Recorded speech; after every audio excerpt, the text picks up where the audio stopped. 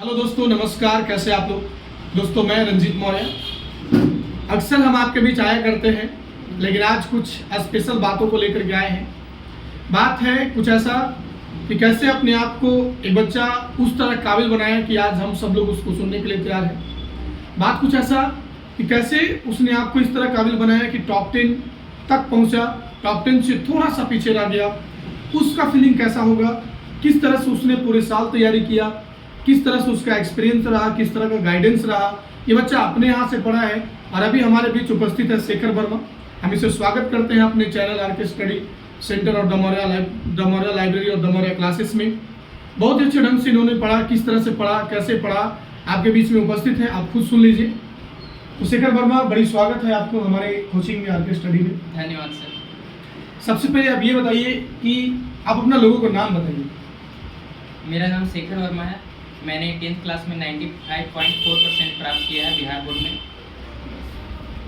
अच्छा, परसेंटेज बहुत बड़ा मायने रखता है ना?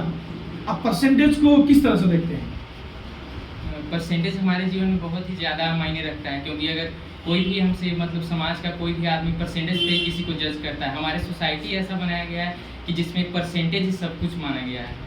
अच्छा शेखर जी, एक बात बताओ हमको कि लोगों का ऐसा सोच होता है कि परसेंटेज कुछ नहीं है, इस पे आप क्या कहेंगे?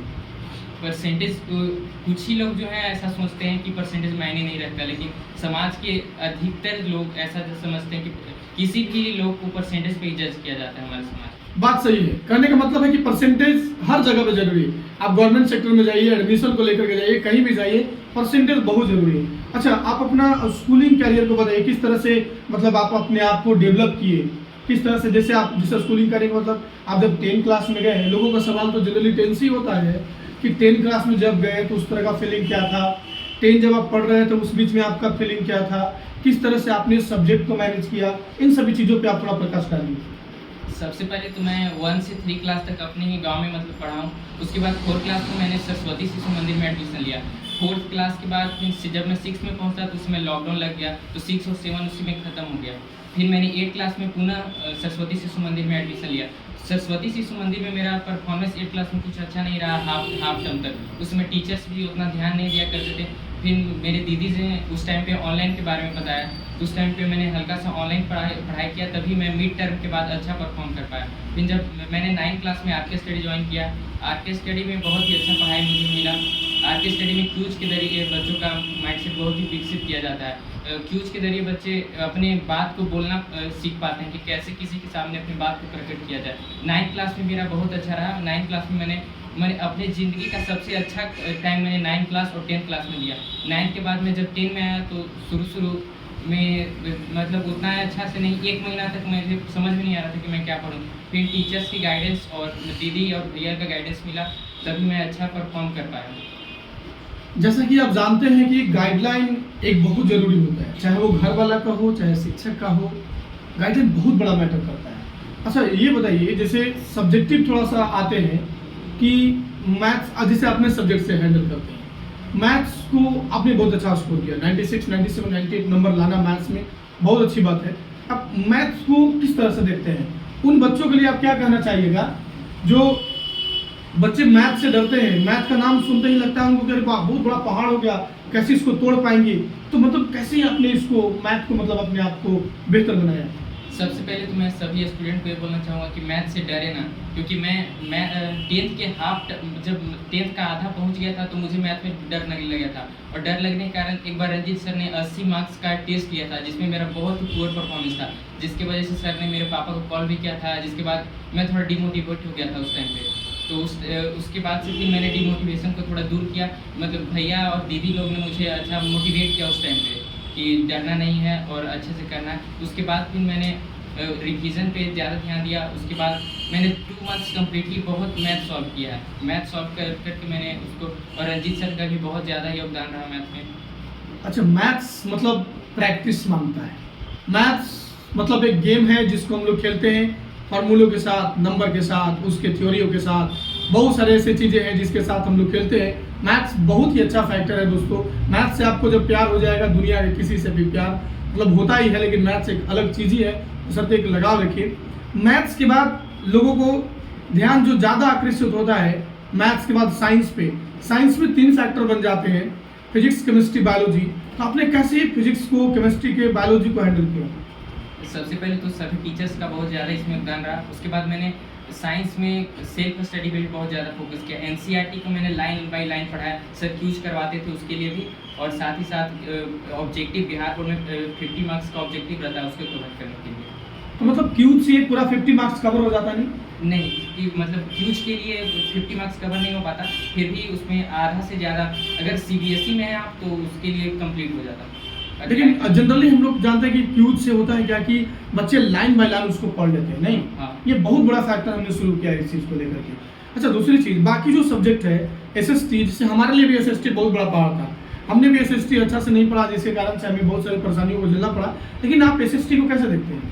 एसएसटी में मैं कभी रटता नहीं हूँ, बस अथी उसका कॉन्सेप्ट क्लियर करता हूँ, उसके बाद मैं खुद से माइंड में याद करके उसको लिखने की कोशिश करता हूँ। एसएसटी में भी लोग ऐसा कहते हैं कि हिस्ट्री में वो डेट जो होता है ना याद करना, उसको कैसे आप किए? कुछ फैक्टर्स रहते हैं जिसको रटना पड़ता है, उसको तो सबको रटना ही है। जैसे लोग तो अपना नाम भी रट रहे हैं, हम लोग नहीं, नाम भी शुरुआत से रटते आ रहे कि मेरा रंजीत मौर्य, तुम्हारा शेखर वर्मा, इस तरह से हम लोग नाम से हर चीज़ तो रटते ही आते हैं, हर चीज़ को देख रहे हैं उसको हम लोग कैसे कहते हैं कि ये क्या है, तो रटना तो हर जगह पे है ना। अच्छा, एसएसटी के बाद हम लोग फैक्टर पे आते हैं जो संस्कृत है ना, संस्कृत को आप कैसे किए? संस्कृत में मेरा सबसे ज़्यादा योगदान नरेश सर का, जो जिन्होंने मुझे बचपन से ही पढ़ाया। उनने मेरा ग्रामर बचपन में 4-5 में इतना स्ट्रॉन्ग कर दिया था कि मेरा जो ग्रामर का पोर्शन है वो कंप्लीट एकदम 10th का कंप्लीट हो गया था पहले ही, और उसमें मैं कंप्लीट कर पाया। उसके बाद बुक मैंने पढ़ा ऑनलाइन से, दिशा ऑनलाइन क्लासेस के माध्यम से। अच्छा, चलिए, और उसके बाद जो है हम लोग आते हैं कि मान लेते हैं कि हम लोग संस्कृत की बात किए, और ये हिंदी को आप कैसे देखते हैं? हिंदी में बस बच्चों को कहना चाहूँगा कि वो हर्षई और दीर्घई पे ध्यान दे, उसी में टीचर्स नंबर काटता है, बाकी तो हमारे सर हैं ही वही बता दें। बिहार बोर्ड में इंग्लिश कंपलसरी नहीं है, आप इस चीज़ को लेकर के लोगों के प्रति क्या, जैसे हम एक वीडियो जल्दी में डाले थे कि बिहार बोर्ड वाले बच्चों को इंग्लिश कंपलसरी होना चाहिए, क्योंकि आगे जो फ्यूचर है वो इंग्लिश से जुड़ा हुआ है, तो मतलब वहाँ पे आप किस तरह से मतलब? मैं तो सबसे पहले बच्चों को कहना चाहूँगा कि कभी माइंड में रखिए नहीं कि इंग्लिश कंपलसरी नहीं है। मैंने माइंड में कभी नहीं रखा कि इंग्लिश कंपलसरी नहीं है। बच्चों को कहना चाहूँगा आगे हम लोग को इंग्लिश ही मेन इंपॉर्टेंस है सभी जगह, इसलिए बच्चों को इंग्लिश पे ध्यान जरूर देना चाहिए।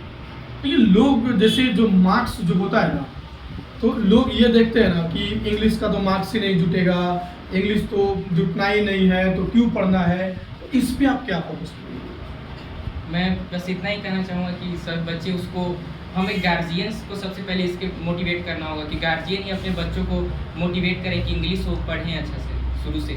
मतलब सारे सब्जेक्ट के साथ साथ इंग्लिश को तो आपको कवर करना ही। बिल्कुल।